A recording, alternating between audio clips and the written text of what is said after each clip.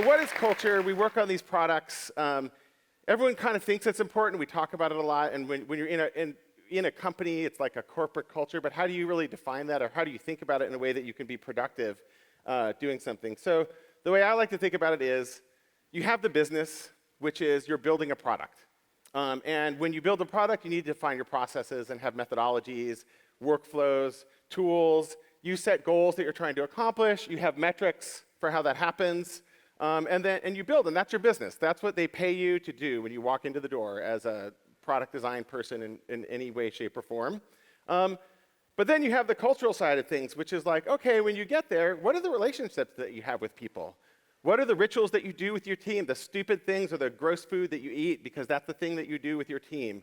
How do you feel when you get to work? What does it feel like to be there? Not just what do you do? Because it really matters. And what does it look like? What does it smell like? What does it sound like when you're walking around in the office? Is it quiet and weird and oppressive? Is it loud and obnoxious?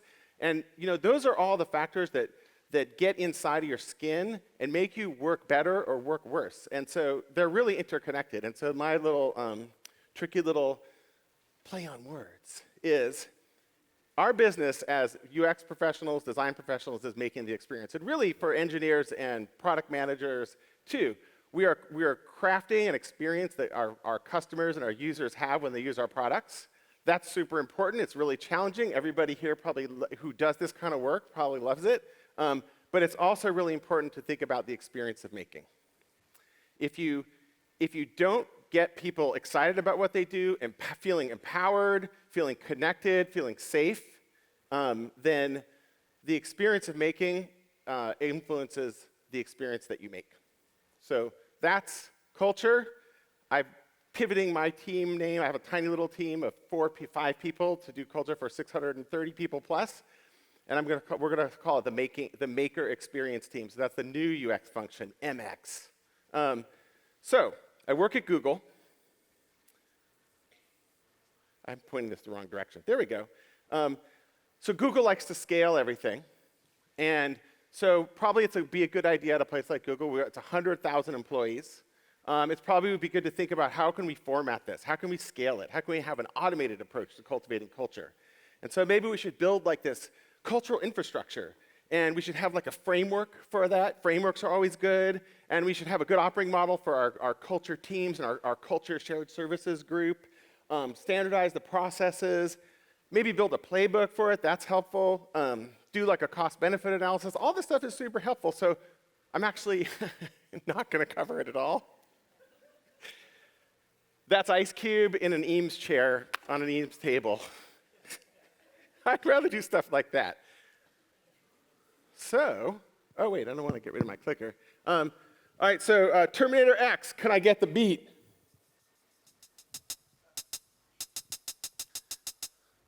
When I'm on the mic, I come correct. Got the facts in check with my Google Slides deck. I throw it down if you start to flex, cause I'm MCM, repping Google UX. I'm not really hating, I'm just innovating. You better go back home and keep iterating. You got your mock blocked in review, sir. I think you better get you a design producer. It's getting real, son. Here's the deal, son. I'm blowing up like Jacob Nielsen. Don't try to spar, son. You won't get far, son. I cut it up like David Carson. I'm madder than Mad Men. I'm tougher than Tufty. A punk product manager tried to bum rush me, but she beat it when it became apparent I'm an outlaw like Jesse James Garrett. My DAUs are the golden gooseky, always on track like Ruth Robalewski. I'm getting busy, yo, working that Vizio, wireframe insane, make it feel dizzy, yo. My prototypes are hella tight. Take a hint on a sprint, I could go all night. Brainstorming and drinking and visual thinking, I'm eye-tracking. So don't you be blinking, cause we be thinking every night and day about their users, their journey, and what they say. All around the world, Port Phillip Bay, we are Google UX, and we don't play. Ha!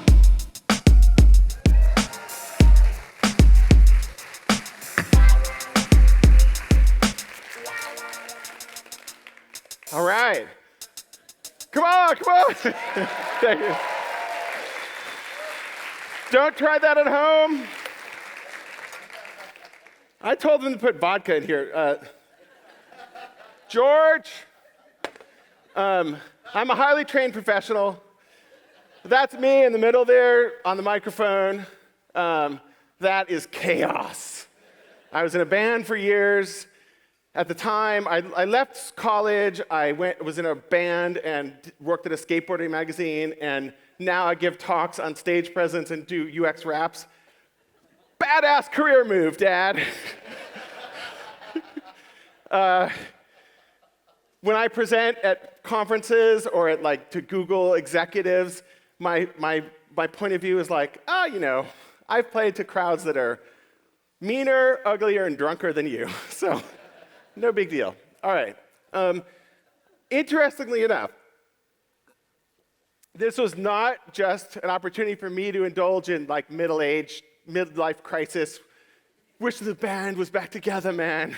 This was not rock and roll fantasy camp. This was step one of my 3-step process to injecting culture into your organization. Number one, people need to have fun. Was that kind of fun? Was it funny? I had fun. People should have fun. They do pay you money, and they do call it work. So it is not completely fun. You have to go there, and there are things you have to do that you don't, but people should have fun. And this is not something, I was talking to someone yesterday, employee sentiment surveys and things like that. You don't need to send a survey or things like that to find out if people are having fun. Just walk around and look. It's really obvious, but people seem so incapable of helping people have fun. So fun. I'm not going to tell you the techniques. This is actually this is an immersive workshop. We are all participating. I am not going to give you bullets on fun. Sorry. The point here is just, look, if we want to be great at making the experience, we need to feel great about the experience of making. We need to have fun. We need to smile and make each other happy when we work. Happy people, happy products, happy world. So let's do an activity. Hey dude, what's up? My buddy. Quick activity. I like to do this with teams and people at large and small. So we're just going to try and connect a little bit with each other. You may know the person you're next to, you may not, but you will soon, because we're doing a ropes course. We're just going to explore a little bit very quickly, because I'm just giving you a taste of some of the things that I like to do. We're going to explore who we are as people underneath our Devo jumpsuits. Who knows who Devo is? Yes, okay. It's hard, because sometimes no one does. I'm so old. Devo. So here's what we're going to do. Turn to the person next to you, or 3 together, whatever you want to do. We're just going to spend a minute and talk to each other about where you were born or where you grew up, and something that happened in your life that shaped who you are. A person, a teacher, your gymnastics coach, that trip you took through North Africa that time, something that shaped you who you are. On your mark, get set, go, talk to someone next to you for just a couple minutes. Go for it. Go.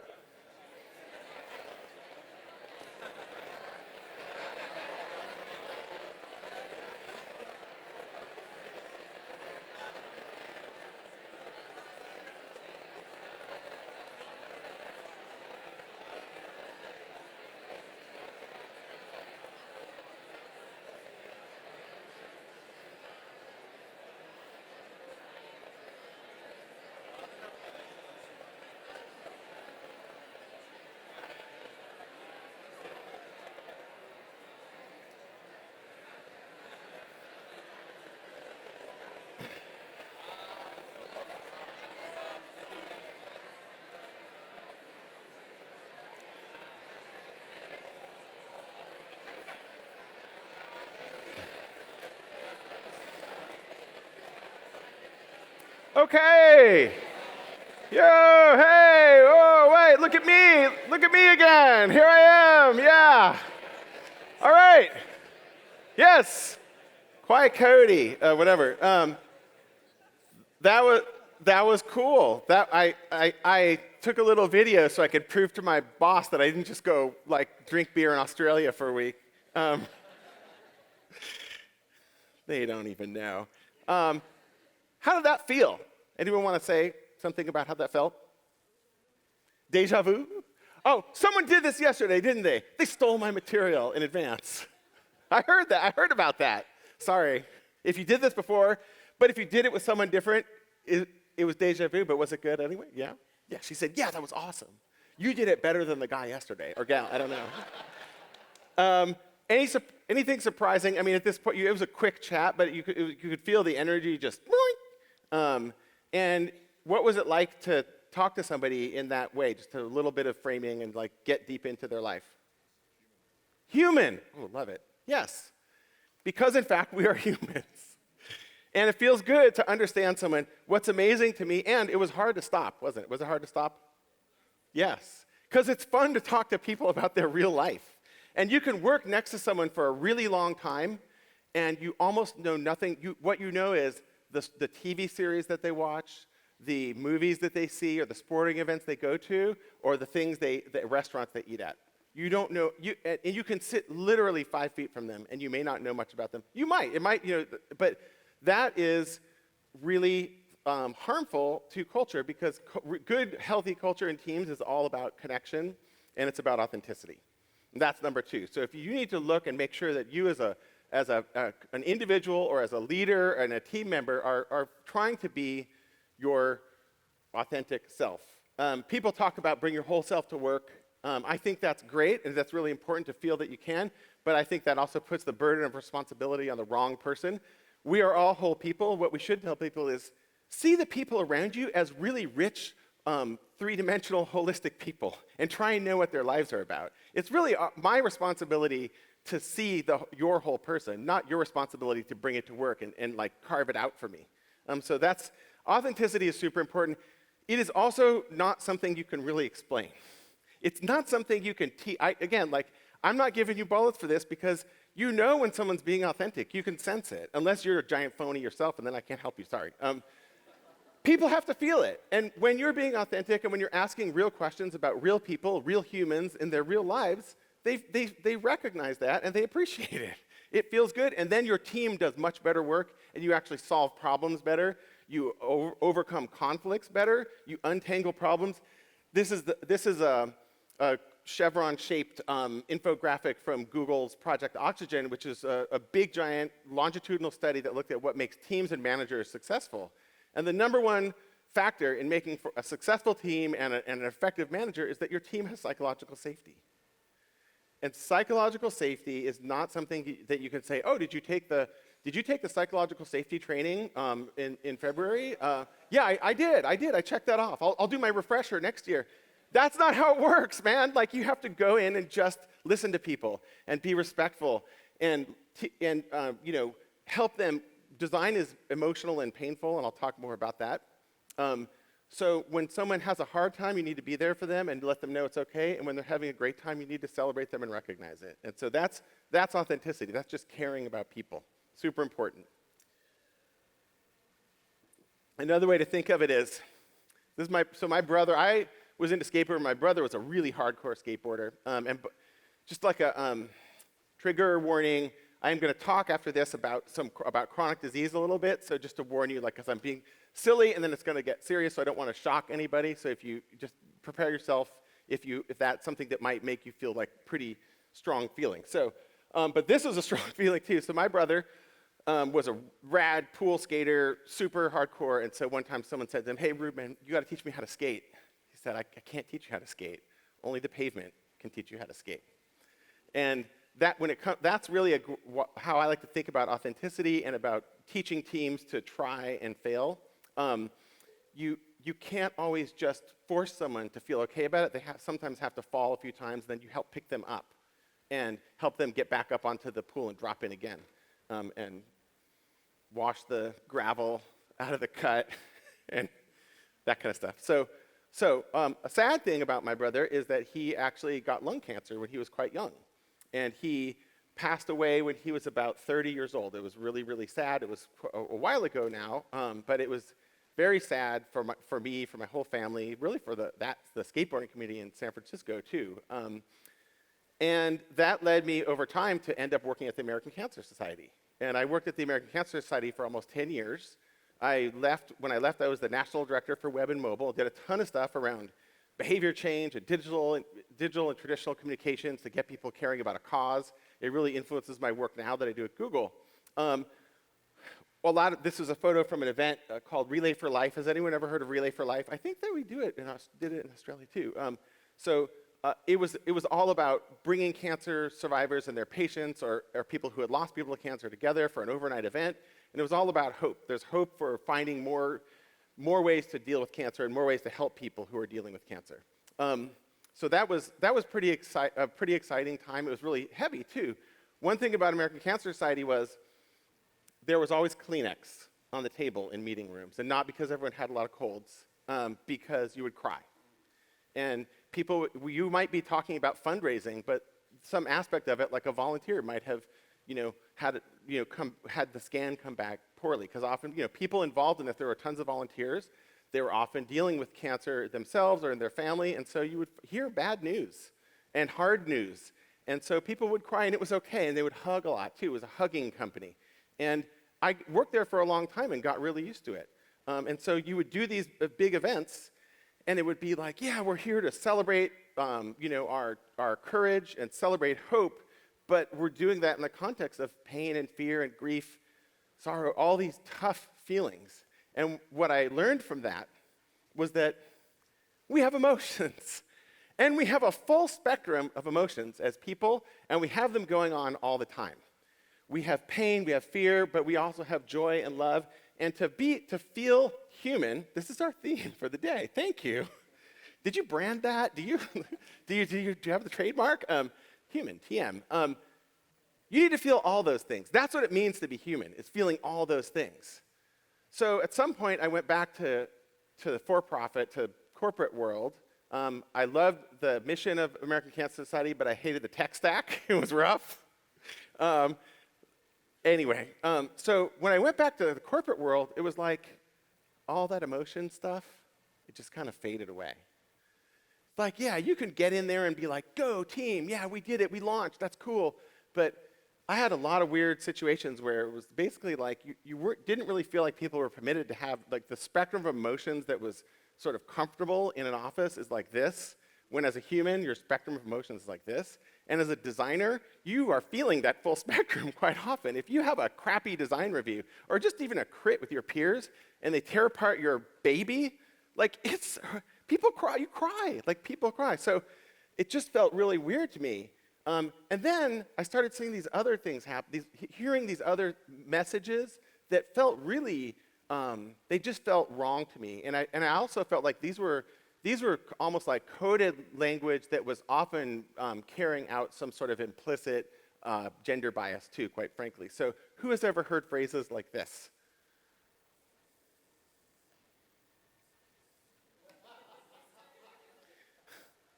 The corporate overlords deleted my slide. Rebel. Don't be so emotional. Who's ever heard that? Yeah. I've heard that.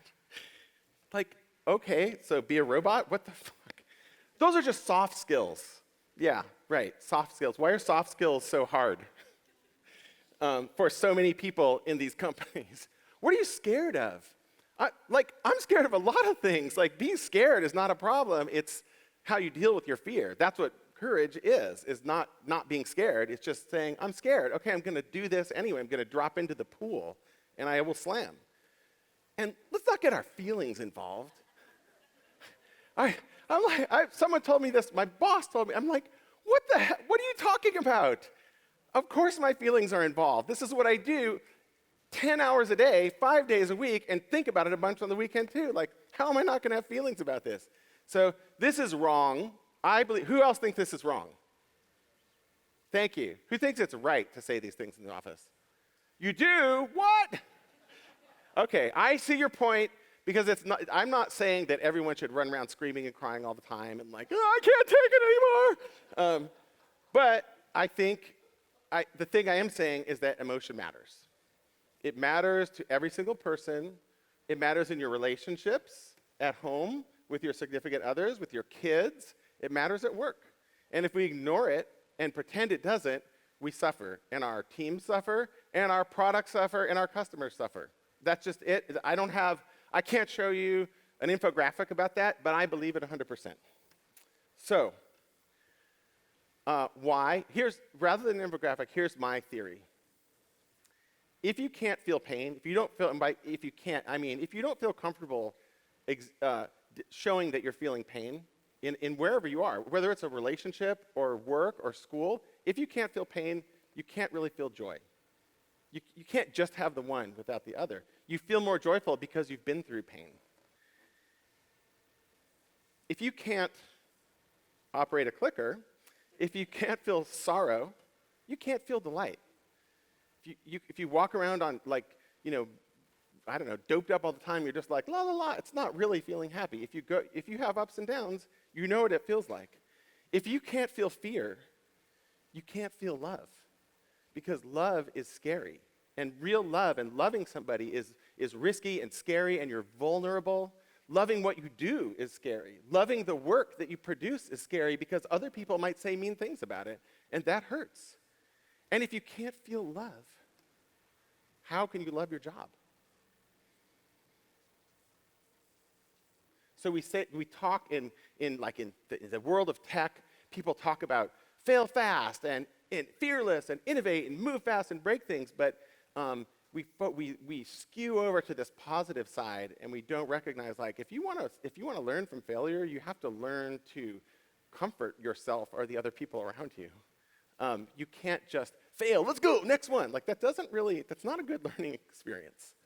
So let's do something now. Let's try one thing. I want everybody to ask yourself, when was the last time that you held back in a situation that required some level of emotional engagement? Maybe a colleague was having a problem, or they lost a relative, and you're like, I don't know what email to send. Or maybe someone had they got a tough performance review, and you're just like, and you just, in some way, shape, or form, you held back. I want you to think about that. Pick something in your mind. Now close your eyes. Really picture that.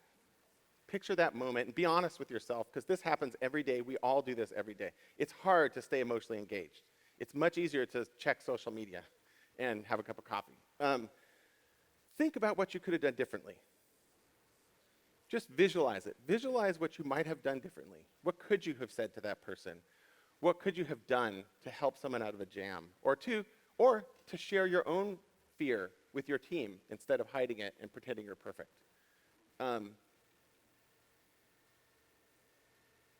Okay, you can open your eyes. And now own that. Own that thought, the thing that you would have done, that you could have done, and take it back to the office.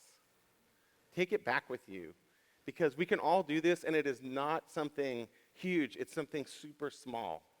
Doing these little things and just being present with the people that you're next to and being thoughtful about what feelings they might be having and the feelings you're having is so important. And so these are my tips. Starting really small and being open with yourself. Being open about, you are scared of things. People who say they're not scared are big, huge liars. I'm really good. I like presenting. I like it being on stage. I was deprived of his attention as a child.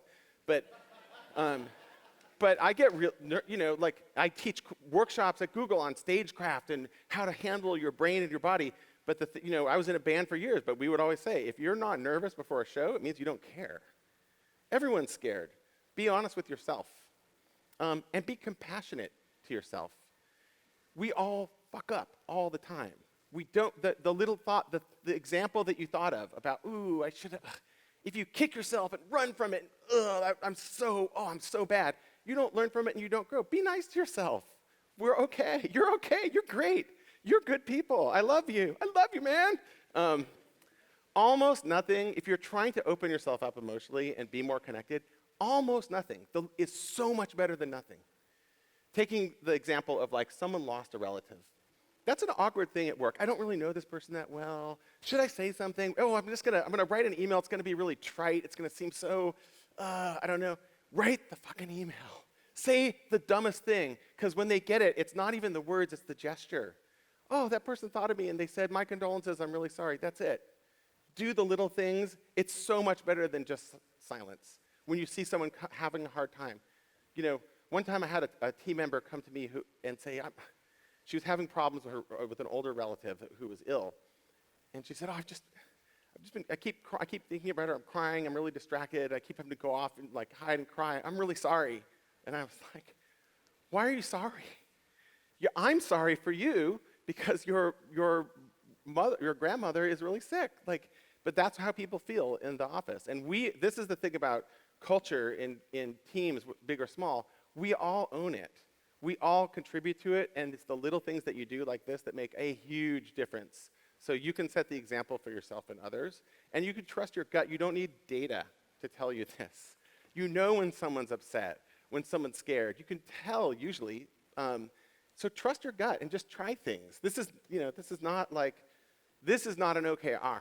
This is like an okay, you do something. Because at the end of the day, the people matter the most. The people that you work with, the people that you're built, people get into design and UX and things like that because they care about people. You want people, even if you're working on like the nerdiest enterprise software, which I have worked on plenty of that, like you care about the people.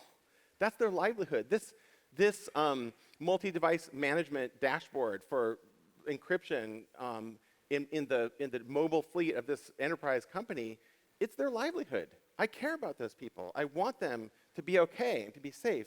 People matter, and people matter in your day-to-day, so remember that. And that's the third point, emotion. So we had these three things: fun, authenticity, emotion. I don't know.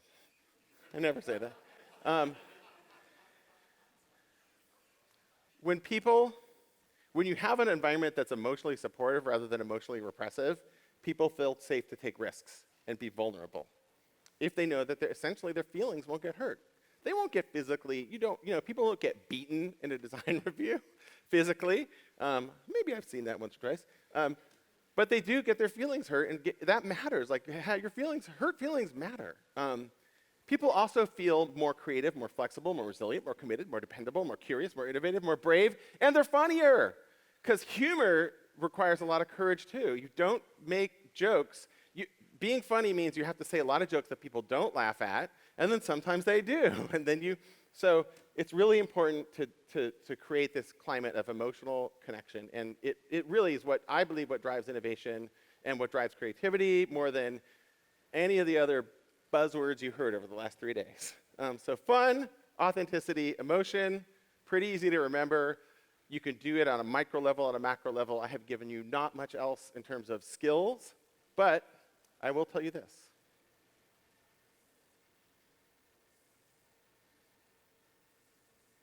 Fun, authenticity, emotion. There are no Venn diagrams. There's no sweet spot for this. It's just happening. It's organic. We're people. We're walking around and bumping into each other, and we're confused and frightened. You can't put in a Venn diagram. Sorry. But wait, there's more. And I've gone, oh no, wait, right, I have a 5-minute cushion. What about creativity? Because I did say in the beginning this is about creativity too. Well, I'll just tell you, creativity is organic. And I'm not just saying that because I was born in Berkeley. My mom did not wear shoes for my whole, for 7 years of my life. My mom did not wear, I'm not kidding, everywhere. To the movies, nowhere. It was so, I was like Alex P. Keaton. That's probably a reference no one gets, but I was so, and then now I think it's rad. So, now she wears shoes. She's got messed up. Sorry, that was such a digression. I almost made it all the way through without the big digressions. But creativity thrives in healthy culture, and healthy culture is about connection and people and emotion, and maybe some wine. A trip to Napa is always good for a retreat, but we can't force it. And by the way, in the spirit of animal GIF inclusion, you cannot have a dog GIF without a cat GIF. Just saying. Just saying. We have to be intentional about it. You have to think about it, but you have to be intuitive. If you try to make it a formula, it just breaks. That's just not how it works with people. So being intentional does not mean starting a process. Intent does not equal process. It means use your mind and use your heart and connect with people. And finally, what's my last point here? It is, I think I mentioned this. When you're talking about culture to teams large or small, it's not something you consume. It shouldn't be. You see this in big companies. When are they going to do something about diversity and inclusion in my company? What can you do? Not that companies should, I'm not giving a pass to Google or any other company around that stuff, but What can I do about that? What can I do about the people around me who I want to make sure that, when I go to lunch, that I make sure I invite that person, even though they're quiet and don't really engage. They should feel that they were invited. What can I do? How can I own it? What do I like? What icebreaker do I wish we did that my boss or the lead hasn't done? I'm going to suggest that. I'm going to offer things. You can own it. Otherwise, if you're just a consumer of culture, you're just a watcher of the Kardashians of your job. Like, go out, because culture is really, my opinion, and I have background in like skateboarding and rock and roll in general, juvenile delinquency. It's not really about culture, it's about subculture. And subcultures are what make a macro culture thrive. The freedom to say, we're the dog walking people, and we're all going to get together and go dog walking, and we are the 80s California punk rock people, and we're going to have our goofy chat room with 3 people in it, but we love that. I have that. One other guy at Google. And we invited some other people, and it tanked. And so we kicked them back out, and we have our thing. Sometimes it's better just to you want to solve it, you want the answer, you just need to ask more questions. You need to ask really simple questions like, are we having fun? Do we enjoy our work? Do we have an authentic sense of purpose for who we are as people and who we are as a team and who we are as a company? Are we honoring our full selves and emotions? These are simple questions, but if we can answer them, and if we can answer them affirmatively, we'll be super stoked. And I ask you, are we?